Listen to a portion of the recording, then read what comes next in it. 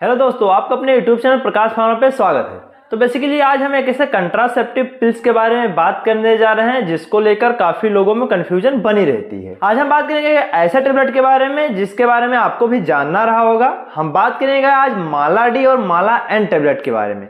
क्या ये दोनों टेबलेट एक दूसरे से अलग होते हैं? कौन सा ऐसा टाइम पीरियड है जब इसको कंटिन्यू करना चाहिए, जब इसको खाना चाहिए? इसके खाने का तरीका क्या है? अगर खाते वक्त बीच में एक दिन आपसे गलती हो गई, भूल गए हैं, तो अगले दिन से आप कैसे कंटिन्यू कर सकते हैं, पूरी बात करेंगे इस वीडियो में। वीडियो के आखिरी तक अगर आप बने रहेंगे तो आपको संपूर्ण जानकारी इस वीडियो के माध्यम से इस कंट्रासेप्टिव पिल्स के बारे में मिल जाएगी।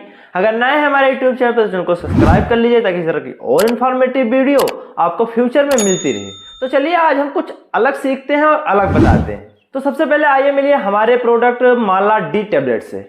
माला डी और माला एन टेबलेट के बारे में अभी आपको पूरी बातें बताई जाएंगी। माला डी एक ऐसे प्रकार का टेबलेट्स होता है जो कि कंट्रासेप्टिव पिल्स के रूप में इस्तेमाल किया जाता है।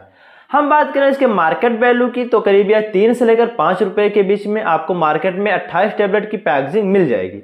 चलिए मैं इसे खोल के आपको अंदर से दिखाता हूं ताकि आपको सही से अंदाजा हो जाए कि माला डी देखने में कैसा होता है।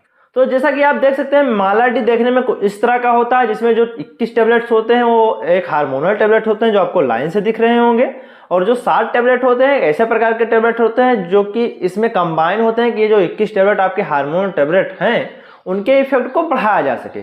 चलिए हम बात कर लेते हैं माला डी और माला एन के बीच में डिफरेंसेस की। तो बेसिकली माला डी और माला एन के बीच में कोई डिफरेंस नहीं है। हाँ, एक डिफरेंस है कि अगर आप कहीं गवर्नमेंट हॉस्पिटल से या फिर सीएससी केंद्रों से कोई ऐसे कंट्रासेप्ट का इस्तेमाल करते हैं जो इस कॉम्बिनेशन की दवा होती है तो आपको वहां पे माला एन के नाम से प्रोवाइड किया जाएगा, जो कि पिल्ले पैकेजिंग में आपको वहां पे दी जाती है।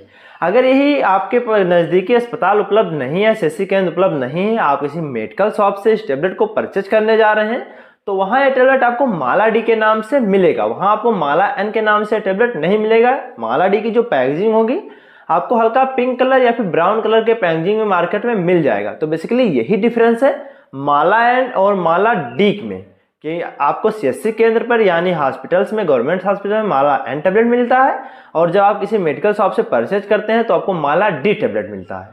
चलिए हम बात कर लेते हैं पर्टिकुलर परेशानियों की जहां पे आप इस टेबलेट का प्रयोग कर सकते हैं। तो बेसिकली अगर आप अपने प्रेगनेंसी को अवॉइड करना चाहते हैं, आप चाहते हैं कि आपकी प्रेगनेंसी डिले हो जाए, तो इन सब कंडीशन में आप कंट्रासेप्टिव पिल्स के तौर पे एक सेफ मेडिसिन माला डी का प्रयोग कर सकते हैं।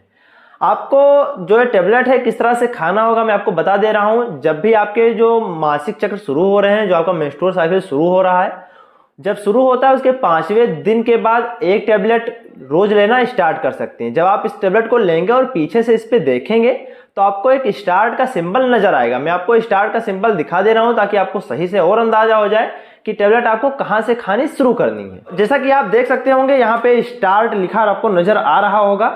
जब भी आप इस टेबलेट का प्रयोग करेंगे मेंस्ट्रुअल साइकिल के 5वें दिन के बाद, तो आप यहां से लेकर इस टेबलेट का प्रयोग करते जाएंगे। आपको लकीर नजर आ रही होगी कैसे कैसे आपको खाना है। चलिए अब हम बात कर लेते हैं कुछ ऐसी पर्टिकुलर परेशानियों की जहां पे आप माला डी का प्रयोग कर सकती हैं। बेसिकली इसका प्रयोग केवल कंट्रासेप्टिव पिल्स के तौर पे ना करके कुछ अलग जगहों पे किया जाता है।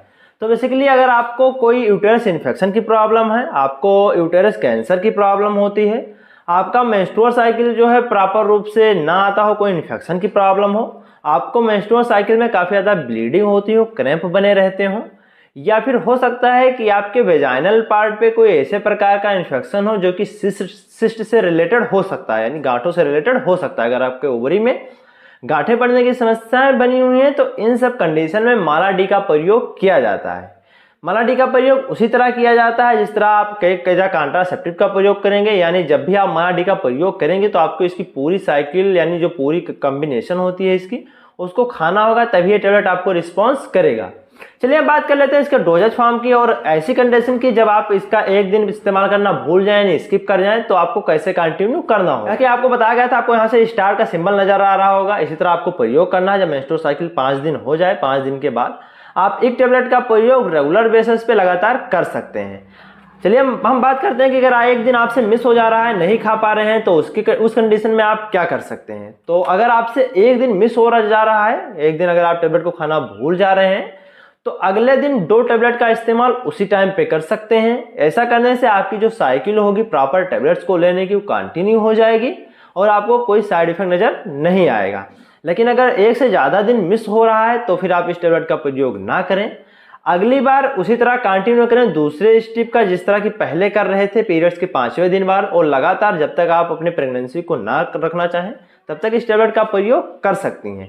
लेकिन अगर 2 दिन से ज़्यादा स्किप, 1 दिन से ज़्यादा स्किप हो रहा है तो बिल्कुल इस टेबलेट का प्रयोग बंद कर दें, या फिर अपने डॉक्टर से एक बार संपर्क जरूर कर लें। वो आपको बेहतर गाइडेंस आपके सीवियरिटी के अनुसार दे पाएंगे। तो ये रही इसकी डोजेज फॉर्म, यानी कैसे कैसे आपको खाना है, और अगर टेबलेट स्किप हो जाती है तो आपको क्या करना है। चलिए अब बात करते हैं कुछ ऐसे कंडीशन की जहां पे आप इसका प्रयोग नहीं कर सकते। तो अगर आप एक ब्रेस्ट फीडिंग मदर हैं, यानी अगर आपने अपने बच्चों को दूध पिला रही हैं, आपका बच्चा अभी 6 महीने का है, तो इस टेबलेट के प्रयोग से आपको बचना चाहिए। अगर एक आप प्रेग्नेंट लेडी हैं तब भी आपको इस टेबलेट के प्रयोग से बचना चाहिए। अगर आप एक ऐसी लेडीज हैं जिनमें मेंस्ट्रुअल साइकिल की प्रॉब्लम लगातार बनी रहती है, जो इनरेगुलरिटी है बहुत हायर लेवल पर, सीवियर लेवल पर बनी रहती है, तब भी आप इस टेबलेट के प्रयोग से बचें। अगर कुछ ऐसी कंडीशन है जिसमें आप इस टेबलेट का प्रयोग करने से बचें और अपने डॉक्टर से सलाह जरूर लें। चलिए अब बात करते हैं इसको लेने के बाद होने वाले साइड इफेक्ट की। तो बेसिकली अगर आप इस टेबलेट का प्रयोग करते हैं तो आपको नोजिया वोमिटिंग की प्रॉब्लम फर्स्टली हो सकती है। अगर आप इस टेबलेट का प्रयोग रेगुलर बेसिस पे करेंगे तो आप में हाई ब्लड प्रेशर की प्रॉब्लम्स, ब्लड क्लॉटिंग की प्रॉब्लम आपके नसों में, या हो सकता है कि आपको चेस्ट पेन की प्रॉब्लम बनी रह जाए। तो ऐसे कुछ साइड इफेक्ट्स हैं जो आपको माला डी लेने के बाद दिखाई पड़ सकते हैं।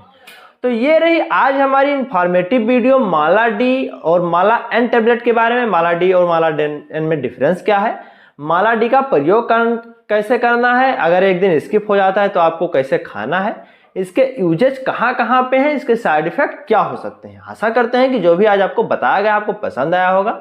इस तरह की और इन्फॉर्मेटिव वीडियो के लिए हमारे चैनल को सब्सक्राइब कर लीजिए। वीडियो में अगर आप अभी तक आप बने हुए हैं तो वीडियो को लाइक कर दीजिए, ताकि इस तरह की और इन्फॉर्मेटिव वीडियो आपको फ्यूचर में आने वाली वीडियोस मिलती रहे। हम मिलेंगे आपको अपनी अगली वीडियो में। तब तक बताई गई परेशानियों से कोई भी परेशानी है, इस टेबलेट का प्रयोग करना चाहते हैं तो मार्केट से टेबलेट को लाके इसका प्रयोग करें, स्वस्थ रहें, मस्त रहें। थैंक